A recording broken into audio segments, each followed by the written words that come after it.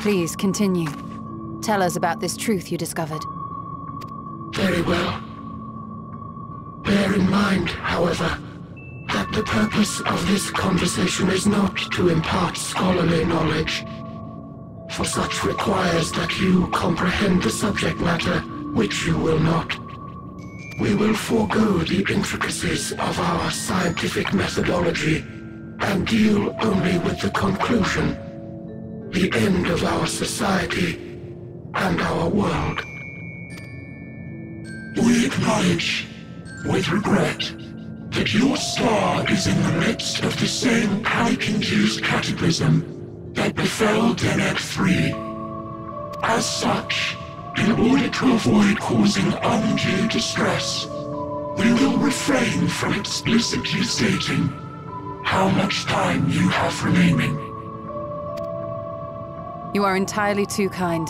I pray you recount your tale as you see fit.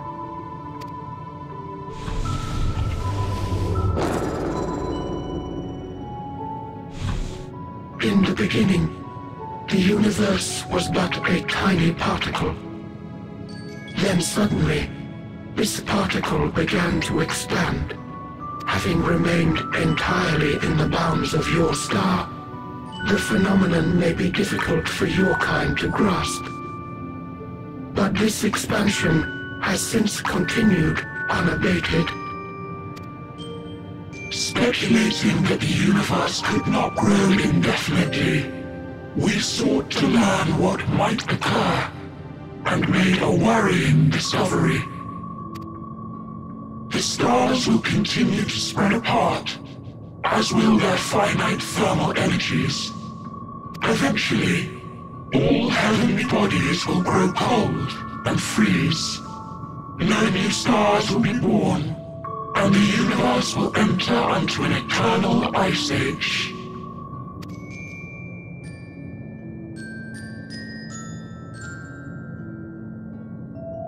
In hopes of proving that this determination was erroneous, we scrutinized our research from all angles, even as we sought to avert the everlasting winter. The endeavor proved fruitless. So infamously so, in fact, that it became synonymous with vain effort. The universe as we know it would end, and there is no way to prevent it. Beneath the weight of this knowledge, our society stagnated. Though we had time still, it was a cold comfort. Why strive for anything when desolation is assured? When our wealth of wisdom, accumulated since the dawning of our kind, would be forever lost? No civilization would rise from our ashes. No scholar recover our knowledge. In silence unbroken, naught would stir. Intellect was once our pride. Overnight, it became our shame. Our works, monuments to futility. Immortality, our greatest invention, became a source of suffering. Rather than suffer on, many chose to unmake themselves by means of etheric exsanguinators. Etched upon these stones are the testaments of such souls, though many left no words at all, thinking it a pointless gesture. Once we have obtained vessels of flesh, we likewise intend to vanish. If you understand this, understand aught of our tale, you will abandon your quest for knowledge. Ignorance truly is bliss. If you would cling to your illusory happiness, remain primitive and pure. It is the only way.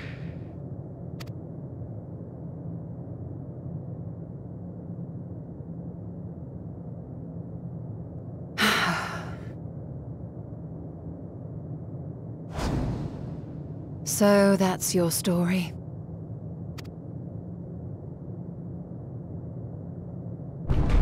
While I appreciate your advice, I will not heed it. Convinced though you may be of this truth, it is yours and not mine. Indeed, truth, I have ever believed, is in the eye of the beholder. Are you suggesting that we have reached a faulty conclusion? That our science failed us? Hardly. As you yourself said, the subject matter is beyond my comprehension.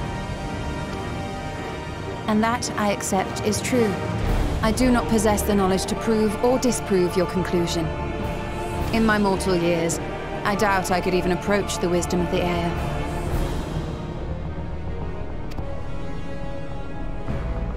But of one thing am I absolutely certain.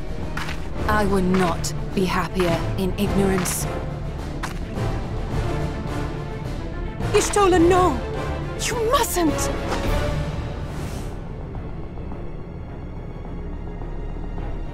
The most important lesson I've learned is that learning isn't simply passing one's eyes over words. Nay, 'tis when understood for oneself that knowledge attains its true value. This is what has sustained me, driven me onward in joy and wonder, in anger and sorrow.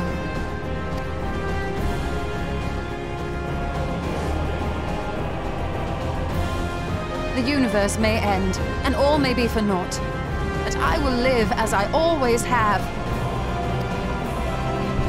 I will always seek out new knowledge, and no conclusion of yours, no matter how grim, can dampen my desire.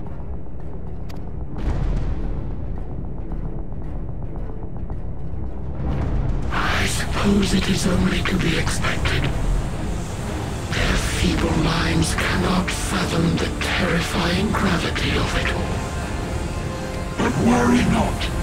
We consider it our duty to enlighten you, and we will not stop until you grasp the full extent of our despair.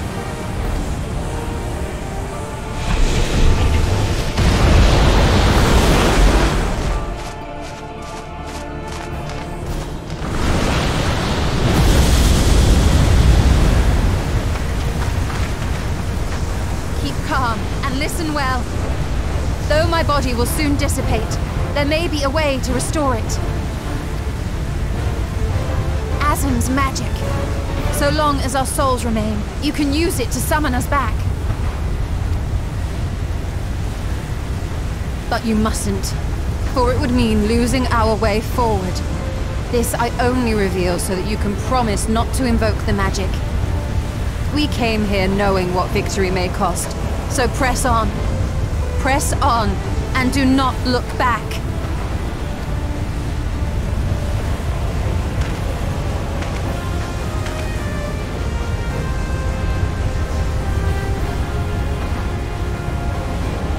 I shall join thee. As subterfuge is not required, thou shalt not suffer for mine absence.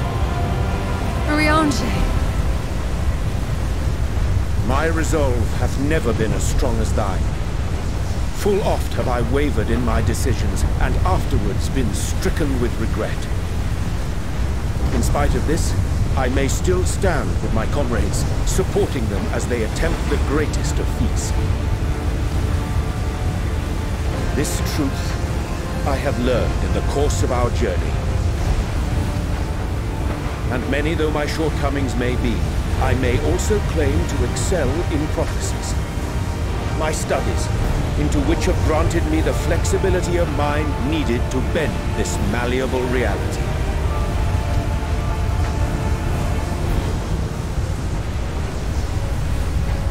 Thus shall I hope that thou mayest have the strength to resist, and our comrades the strength to continue.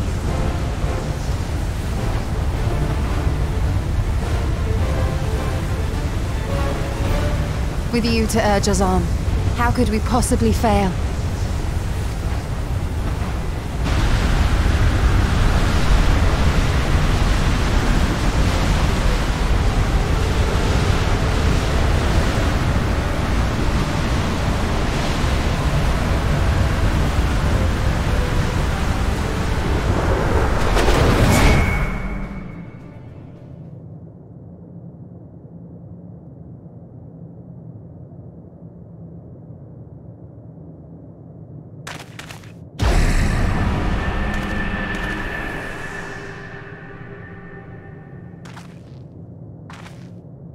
What's this?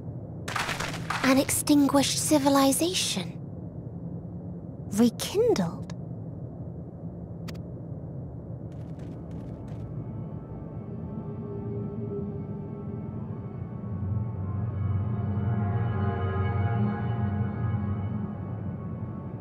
That's right! Our quest doesn't end here. We'll press on, and we will find you!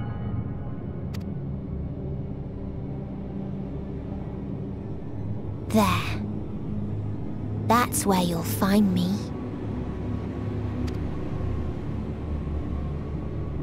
Is that another star? Of the stars we visited, most were already devoid of life. And where there was life still, the inhabitants wished for death. But even death, we learned, isn't truly the end. It is but a part of the cycle of rebirth.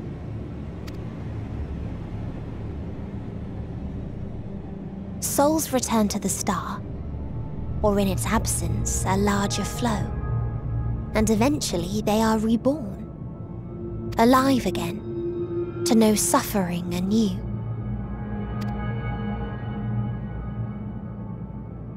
True salvation lies not in dying. It lies in not being born. This is the gift I would give to you. To all life on beautiful Etheris. To that end, we created an egg wherein life cannot quicken. That dead sun. Attain it if you can, before your friends' emotions fade away, along with their protection.